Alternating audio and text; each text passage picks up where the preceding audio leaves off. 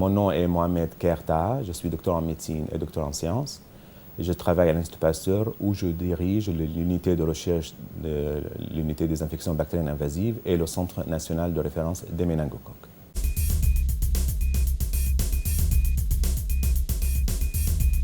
Le méningocoque est une bactérie qui se trouve uniquement chez l'homme.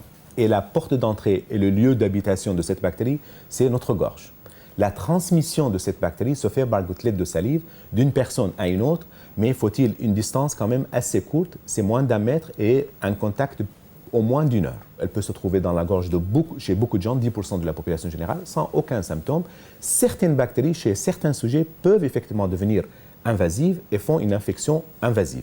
Le nombre de cas par an en France, c'est 700 cas. C'est-à-dire qu'on a à peu près 1 cas par 100 000 habitants par an. Pendant la phase de passage dans le sang, l'infection dans le sang, les symptômes sont beaucoup moins spécifiques. Ça peut ressembler à une grippe qui est mal tolérée. Donc nous souhaitons qu'on puisse faire le diagnostic au plus vite, pendant ce stade-là, avant l'arrivée de la bactérie dans cette enveloppe qui est les méninges.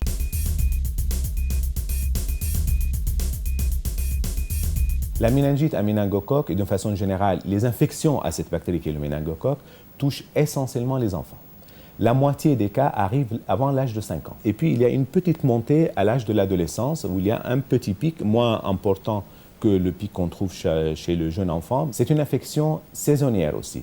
La majorité des cas arrivent pendant la saison hivernale. Quand la grippe arrive, on a toujours une petite montée des infections à méningocoque, des méningites à méningocoque. Dans le monde, ces infections sont de 2 types. Dans les pays du Nord, en fait les pays développés, la situation est plutôt sporadique. La situation est complètement différente dans les pays du Sud, et en particulier dans une zone de l'Afrique qu'on appelle la ceinture de la méningite. Là, ici, il y a des épidémies majeures périodiques tous les ans. De façon générale, la mortalité liée à cette bactérie est de l'ordre de 10%.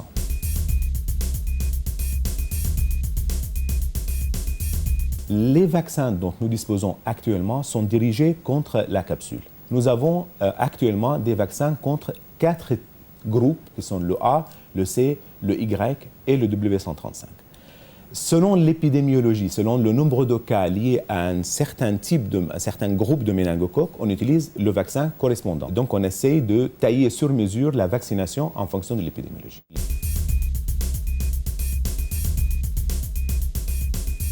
Il y a un travail de recherche fondamental pour comprendre le processus pathologique de cette bactérie, ce qui nous permet peut-être de développer des vaccins, des outils moléculaires et des pistes de vaccins. Et puis le Centre national de référence des méningocoques qui a une mission de veille microbiologique. Et ça, c'est vraiment grâce à tous les outils de biologie moléculaire, de biotechnologie que nous avons pu développer via notre activité de recherche fondamentale. Il y a maintenant une autre façon de faire le vaccin contre le méningo B, pas contre la capsule, contre la peau de la bactérie comme nous avons vu pour les autres sérogroupes, mais contre d'autres protéines qui se trouvent, d'autres structures de la bactérie qui se trouvent sous la peau, sous la capsule de la bactérie.